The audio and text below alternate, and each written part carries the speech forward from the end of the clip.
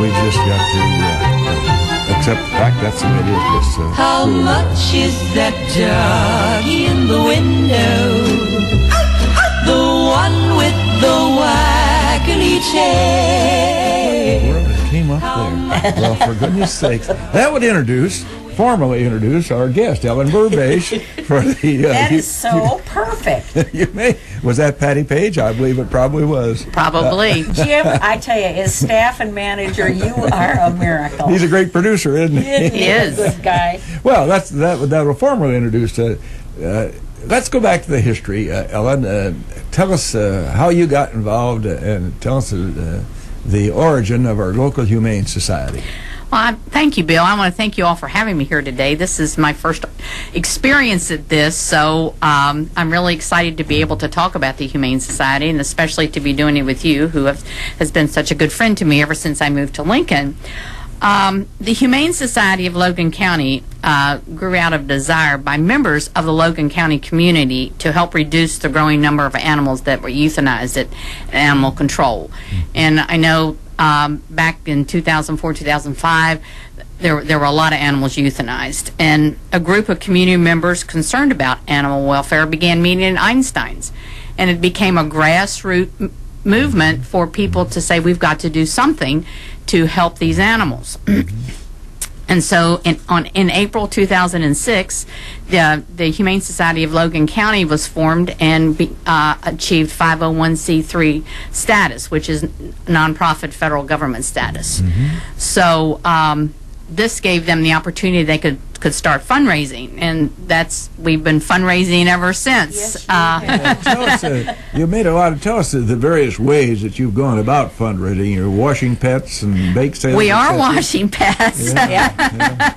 Well, that's kind of dicey. Do you ever get somebody who doesn't care to be bathed? We do have dogs sometimes that don't want to be bathed, but you know, they are really animals tend to, they're a lot like children. They behave better when their owners are away from them, and most of the time we will take the owners are there, but we'll take the dog on a leash and wash it, and they usually behave very well. You know, more than anything else, they're scared. I mean, they're in new settings, surroundings, lots of other dogs. You know, there's some that are scared, some that all they want to do is play and sniff and carry on. But the dog washes, we hold them April through October, and April through September, and they're a good help us raise a lot of money, and it's all by no donation. We don't charge any specific amount, but we do have somebody there at each dog wash who will clip nails for $7. So that's an added perk. But the dog wash itself is whatever you want by contribution. You know, though, one time I was putting in a Lifeline unit, and we knocked on the service door in the garage, and the overhead door went up, and out came a bull mastiff.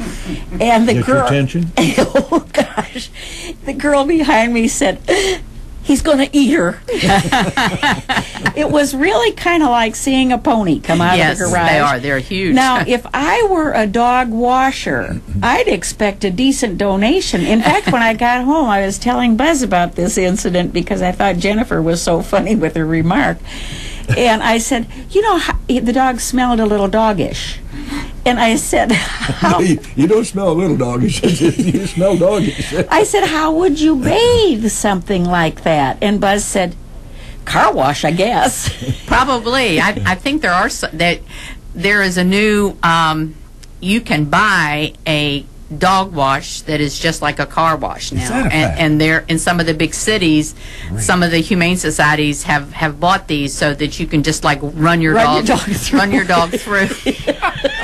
We're not in a position to do that yet. We still do it the old-fashioned way. Do they get a blow drying and then when they come out? Yes. Is that right? Yes. So I never knew that. Well, and some car washes are installing them also. So, wash your car and wash your dog. One-stop shop here. Good grief.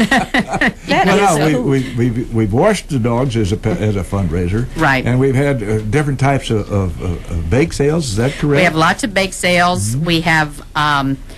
In July, we've started a tradition, our large fundraiser, which is called Ales for Tails, and we have that we charge admission, $25 usually, and it's eats and a band and drinks, and we have beer sampling. We give them tickets for beer sampling, and that's been very popular. The first year we learned a lot. Last year we did very well, and we have a cooperation with Chaz Blind, who has helped us in that respect. So we want to build on that because it is a good fundraiser for us. You mentioned a little bit ago the business of euthanasia, and we can't blame animal control for that. No, ma'am, we cannot. It's not that's their job, and it has to be done. We have to blame us, because you can't be begatting all these little animals on the off chance that somebody might want one, because it doesn't happen. No, and we as the Humane Society have taken a very proactive stance in that way.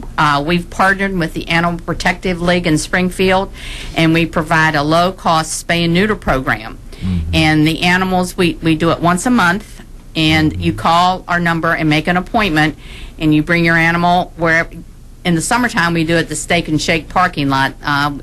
In the winter, we try and find an enclosed space.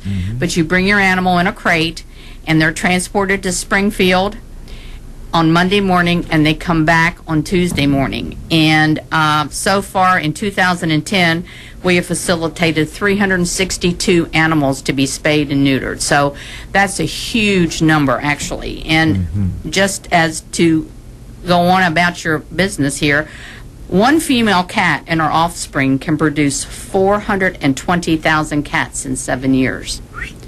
Holy Friday! When you have your cat done, it really does save that overpopulation. And we provide, if people have feral cats like at their barns, or if they just if they have feral cats in their neighborhood, we will loan you a live trap, and you can get a feral cat done for $25. So it's a very cost effective, and also does keep the overpopulation down. Have I not seen signs somewhere at some time about free spay and neutering for pit bulls? That is correct. We will do any. We received a grant so that we can spay or neuter any pit bull for free. And they go on the transport just like but it is free. So if you have a pit that needs to be spayed or neutered, you just need to call 737-4042, and we'll get them on the next transport.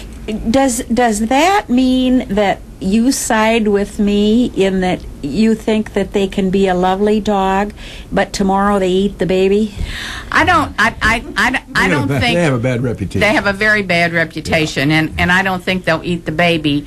I think the reason that that it's free is because pit bulls are bred to fight, and animals have genetics just like humans do, and so when you spay and neuter them, that cuts down that desire to fight. So I don't think any animal, just like I don't think any human being ever starts out to be bad.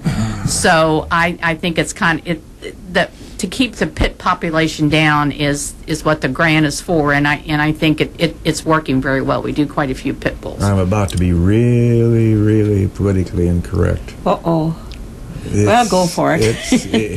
It's just possible that it might be spaying and neutering might be a good idea to think in some places with our human race. Well, I'm sorry. You said that, Bill. I didn't. Well, yeah, you're trying to win friends and influence people. That's right, I am. Yeah, it's your job to sell humane. That's right. Well, we all. Really, I don't want to make light of that subject at all, but you just see so much of it in the world today. Having babies, it's just a real pitiful problem. It's a social, economic problem for us. We're not going to solve that here today, anyway. No, and the Humane Society at least is making an effort to control the animal population. That is, it's good for everybody. It's good for the animals. It's good for the community. So now, you were mentioning before we came in here about the foster homes. That's the only alternative you have right now. Yes, ma'am. That is correct. Now, how in the world do you recruit foster mothers and fathers? Just what I'm doing right now. Yeah. Talking about what we have. We do talk to a lot of groups. We put ads in the paper. I send out every Sunday night. I send out an email alert to all of our members and anybody else who wants to be on our mailing on our email list. So we recruit that way, and just word of mouth. We work real hard to try and get foster homes because they're essential to our program, and they'll be essential to our program even after we get the shelter, because there's some animals that can't survive in a shelter. They need that special care, like if you have an animal who's been injured and needs special care, or an animal that needs socializing. We have 2 foster homes that are really almost like dog whisperers. They spend a lot of, if we have a difficult animal that is not a mean-tempered animal but needs socializing, they work with them so that we can adopt them, because when people adopt animals, they want a perfect pet. Well, nobody's going to have a perfect pet. No. But our foster homes are just essential to our continuance, and we really need foster homes, and we provide all the food, all the vet care, all of that for the animals. Really? Yes, the foster home, all we ask them to do is to love and take care of the animal. So, again, if anybody's interested, 737-4042. We would love to have you call and say, I'd like to be a foster parent, because we need them desperately. Though, I'm the kind of person who gets emotionally involved with a hassock after it's been in the house for a very short while. And I don't know that I'd be a good foster parent, because I can just see Fido coming to my house for whatever reason. And if I had him for a week, I'd think, well, I couldn't pass him along.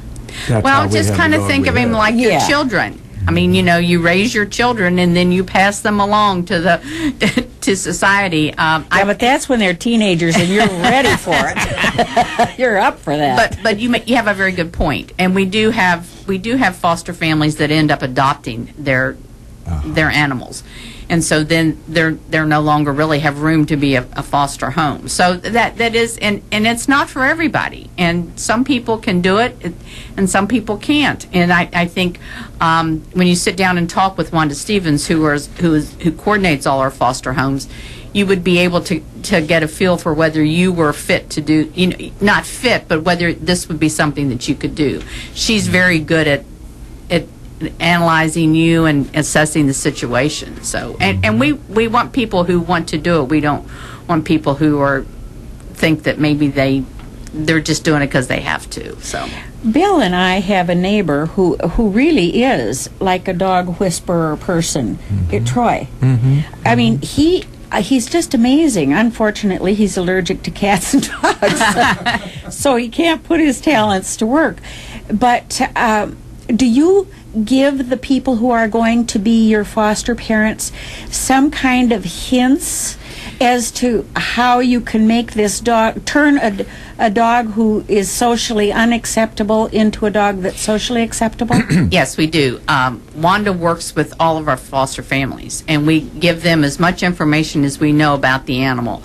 If an animal has been relinquished to us, we get animals from in situations where somebody has passed away and they had an animal and their family can't take care of the animal, so we get them. We get them from animal control, and they sometimes know their past. So we help the foster family understand the animal as best we can, and Wanda is always right there, right at the other end of a phone, if you have a question or need help. Well, speaking of raising funds, in the interest of raising funds for WLCN Lincoln Country here, it's time to take a little commercial break. If our producer, Mr. Ash, is ready. Thank you, sir.